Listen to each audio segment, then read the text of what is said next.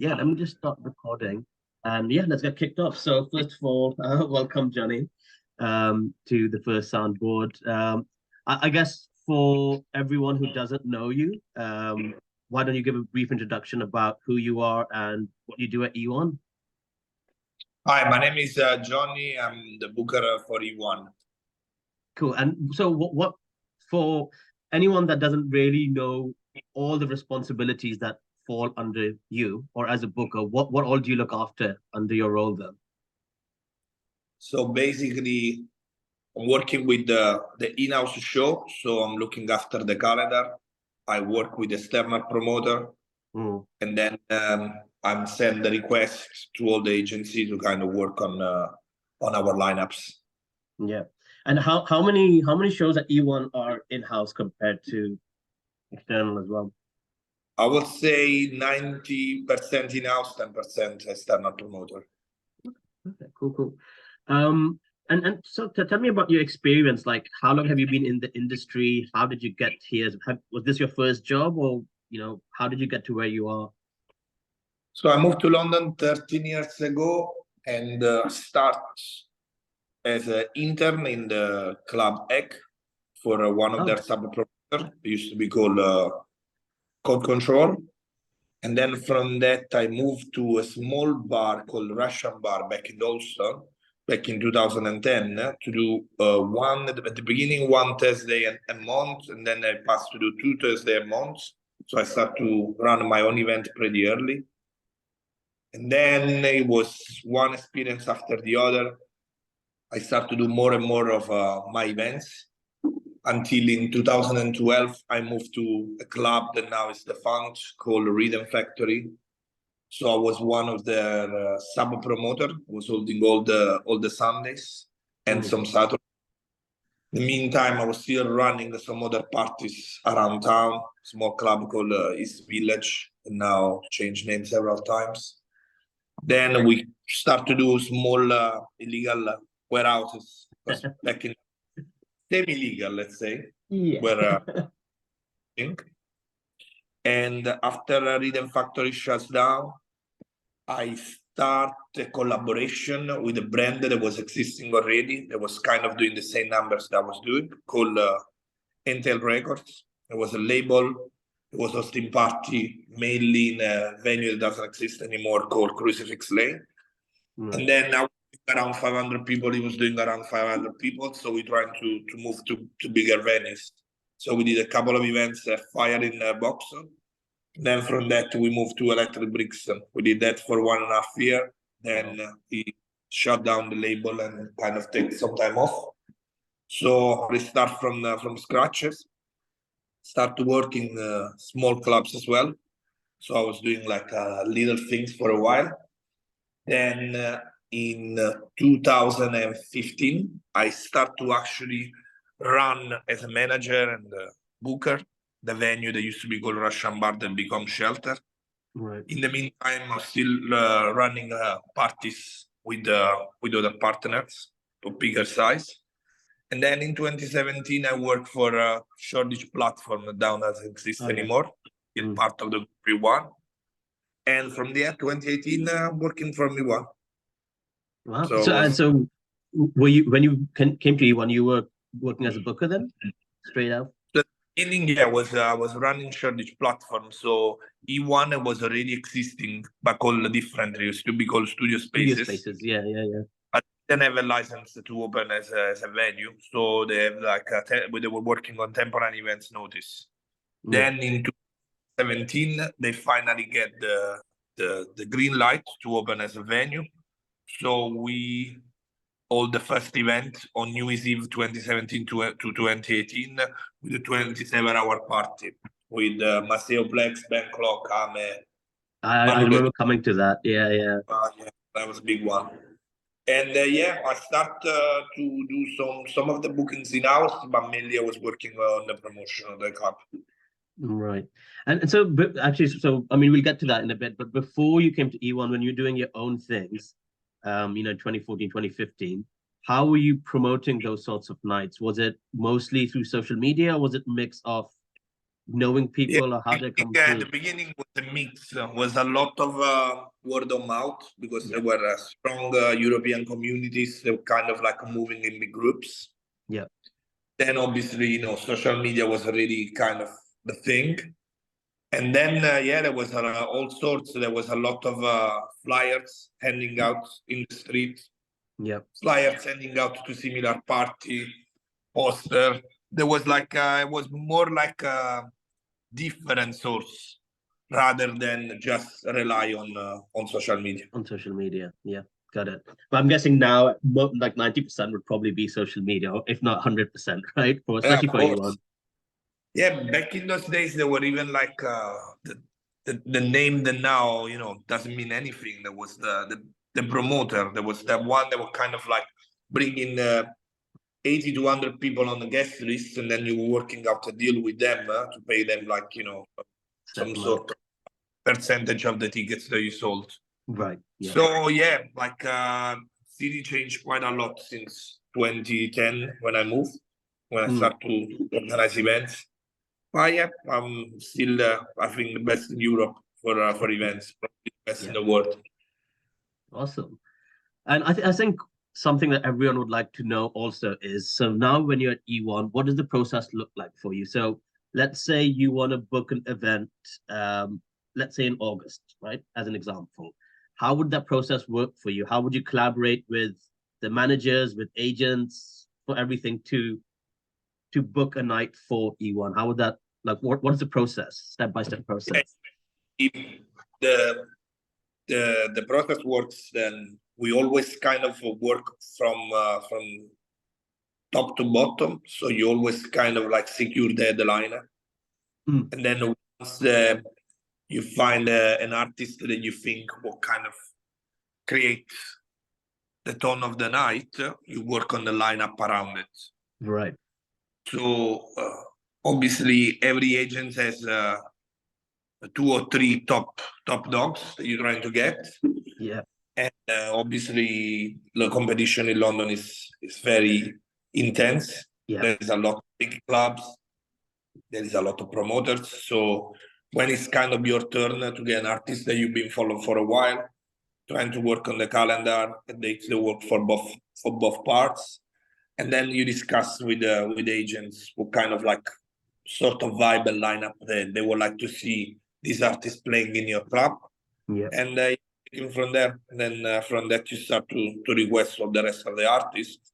And we work on quarters, so we kind of include in the launch of the whole quarter that usually comes 2 months, at least 2 months before the first event. So we kind of give a bigger impact when the people see a lineup stuck with different names than just one singular event. Yeah. But well, I'm guessing because, like, especially like the big A-list DJs E1 always gets, they're probably really busy doing world tours and stuff. But how far in advance do you have to reach out to them to see if you can get a booking for them? So if you were looking at, say, 2024 now, would you start looking at this point? Would you start looking in December? How much time do you need? Start looking in Q1 because some artists I know that already their calendar is done for the year, even if Yeah. it's just in July. Right. But then some of them they still have some availabilities, so kind of working now to finish Q4 Yeah. the last few things. But then already we starting now to work on Q1. Sometimes even next year when Right. already they think, because all the big artists they want always at least 3-4 months exclusivity for the Yeah. next play. So sometimes, yeah, they do, I don't know, end of the year, and then they're already looking for Q2. They try to avoid Q1. So it really depends of the talent. Right. Gotcha. And just going back to, because you obviously said, the competition is London is fierce, and it's so true. Like every weekend, there's some big DJ playing in some club, whether we're not Printworks anymore, but back in the day Printworks, then there's E1, then there's Fold, and there's Ministry. There's so much. How do you handle challenges with that, like having a low turnout on some day? How do you make sure that E1 will be the place people will go to on the weekend, despite there being so many other stuff going on. Yeah, what we focused on E1 is to, rather than work just on the venue, but to give what the fans want. So we work with events. What I mean with that, so because we do so many different genre, we have a specific production and a specific feel with the kind of music that we do that weekend. So you can go to E1 on a Friday for a tech house night, and then you can go to E1 on a Saturday for an art techno night, and you can not gonna see completely different look, but that's what we aim for, because we're trying to reach out to their audience for that particular music genre. So we're trying to do one is kind of be eclectic as much as we can, but to reach out to the music heads. So you know that you go there and you see all mind like people, the kind of they like the specific sort of music. Right. And do you think the new sort of lighting setup you've had, does that also help as well? Yeah, of course. That was definitely put us on the map this year. Was like the big change, the kind of change completely the tone of the club.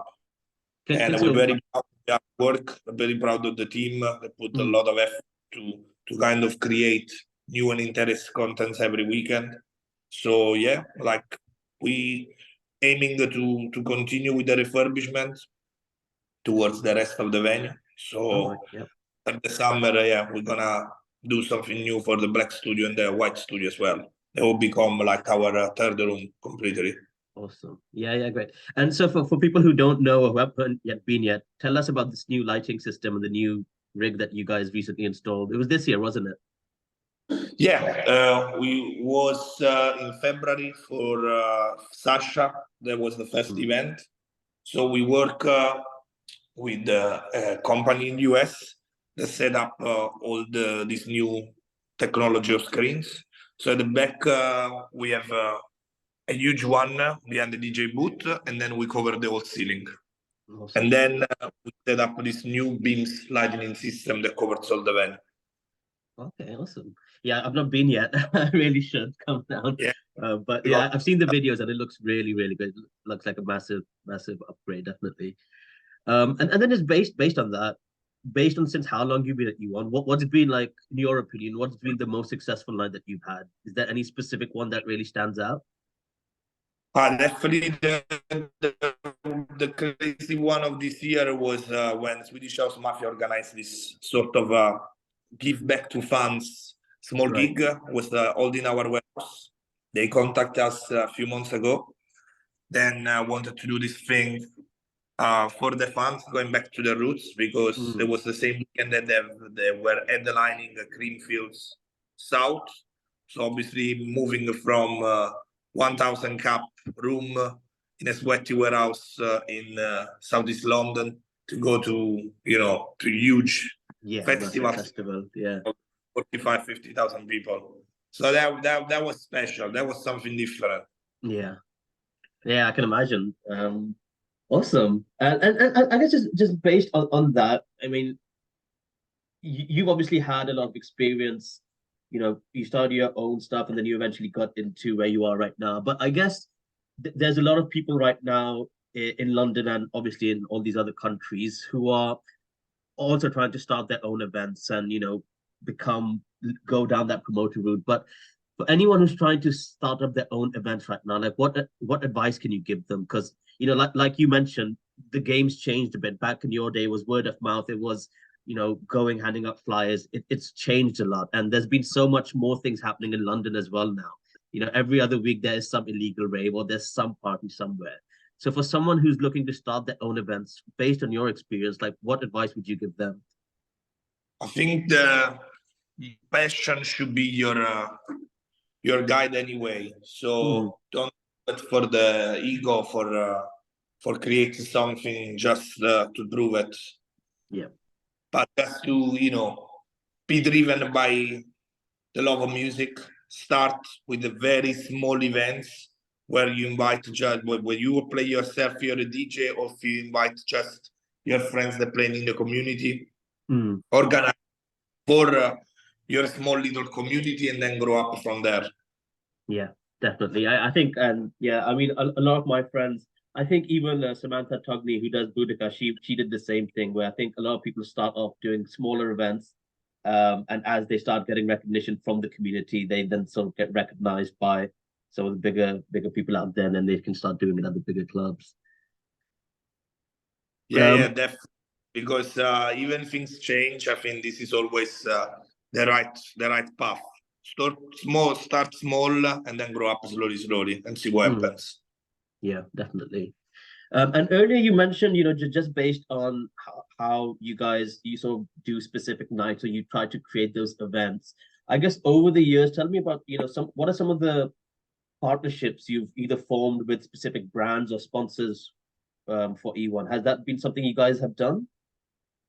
Yeah, in terms of brands, we mainly work with the label. So we did several events with Bedrock, with John Digweed, which we established a very good relationship through the years. And then with London brand, we work a lot with brands like Percolate, Parable. Now we're starting a strong collaboration with Boudica. Right. Awesome. And I guess one of the main things, especially in the nightlife, is, there are, I guess, a lot of rules and regulations. So how do you sort of maintain a positive relationship with the local authorities as well to make sure you're complying with licensing and all the, the legal regulations? So since this area where E1 is based changed so much in the last 5-6 years since we opened, and they rebuild all these new flats, obviously there is a lot of challenge to make sure that it's full of the right guideline. But so far we're proud to establish an amazing relationship with the resident, with the local authorities, and with the local council. Right. Challenge around the corner, but if you kind of don't try to cut the corners and do everything right, then you kind of have a relaxed night. But is that something you look after as well, or do you have someone else in the team who's sort of dealing with that? Different team.